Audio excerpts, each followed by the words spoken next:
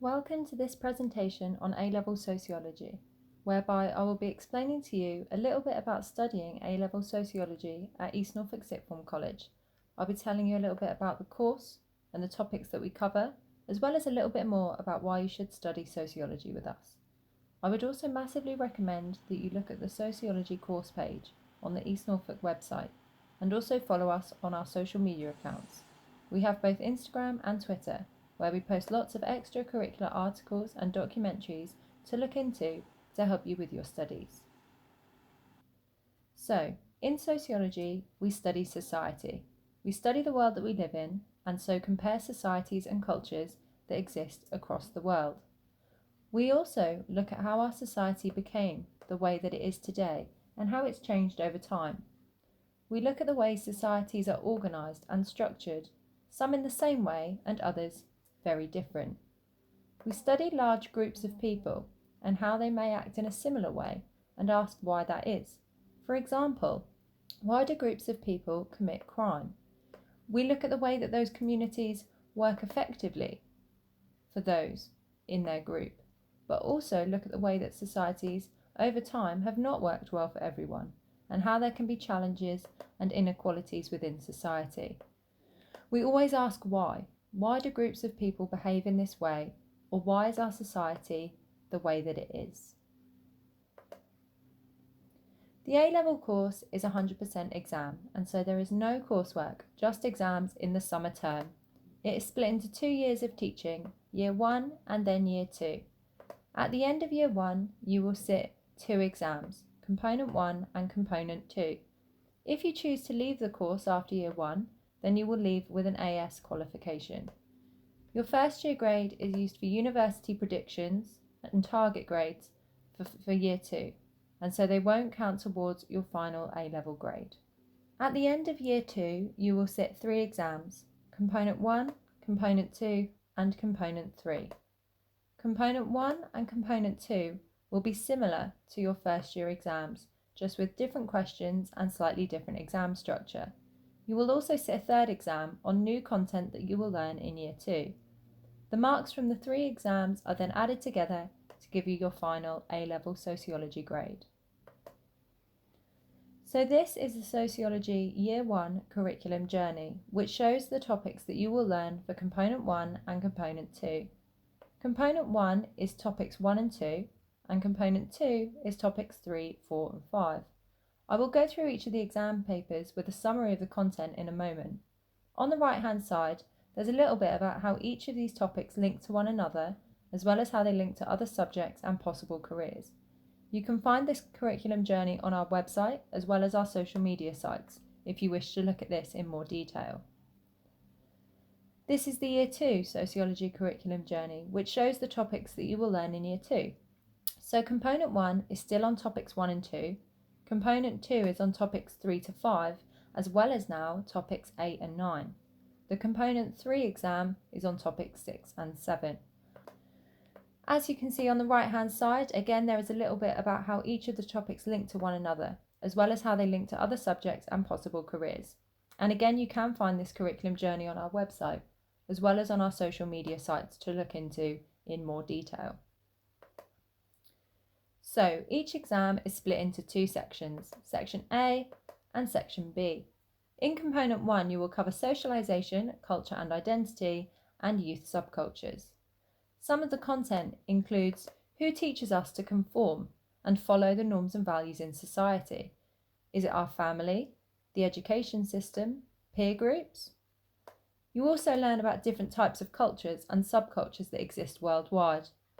You learn about theories on how society functions, such as Marxism, feminism, and postmodernism. We talk about groups of young people, particularly young people online, and online subcultures and fandoms. We look at how gender, class, age, and ethnicity all influence our identity, as well as sexuality, nationality, and disability. Lastly, we look at how the media represents young people as deviant and the effect that this has on youth, looking particularly into moral panics and youth deviance. Component 2, you will cover research methods and social inequalities. Some of this content includes how sociologists conduct their research, for example, research methods that they use, interviews, observations, questionnaires. We also look at ethical considerations with research in how to keep our participants safe. We look at how to gain a sample in research, and this is particularly important in sociology as we are studying people. We also look at inequalities with age, gender, ethnicity, and social class, and how individuals and groups of people face challenges in society due to these aspects of our identity. We also come back to theories on social inequalities. For example, we look at feminism and the gender pay gap.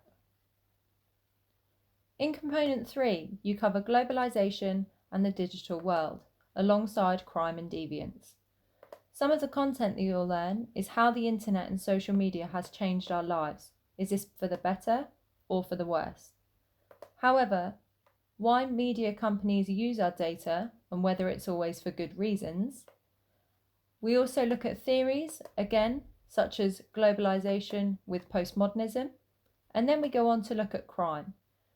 Who commits crime and what sorts of groups of people are most likely to commit crime?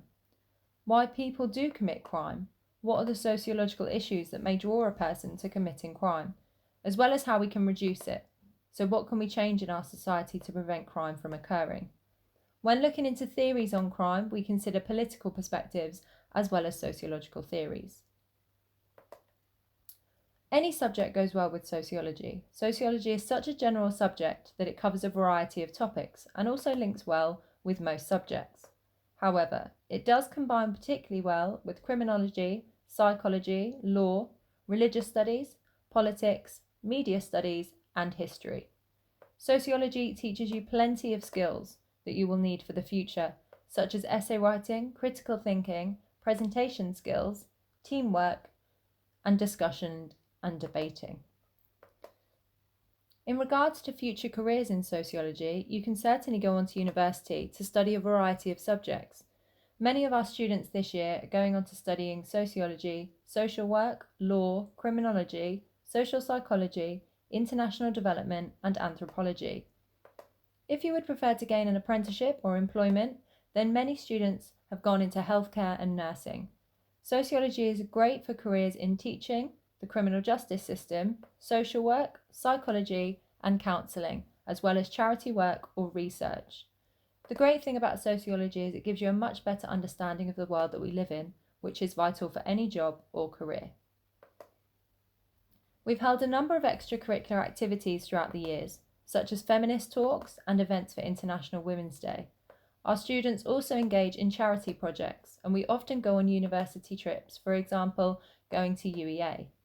We also engage in a peer mentoring scheme whereby Year 1 and 2 students can come together to support one another in their studies.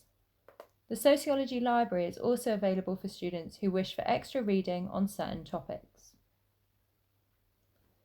Here are just some of the quotes from our sociology students who have just finished the A-level course. As you can see, students really enjoy the course, as the topics that we cover are really engaging. I hope that this video has answered any questions that you might have about studying sociology at EN. Please don't forget to check the course page on the East Norfolk website for other information, as well as following us on our social media pages. Thank you so much, and we really look forward to seeing you very, very soon.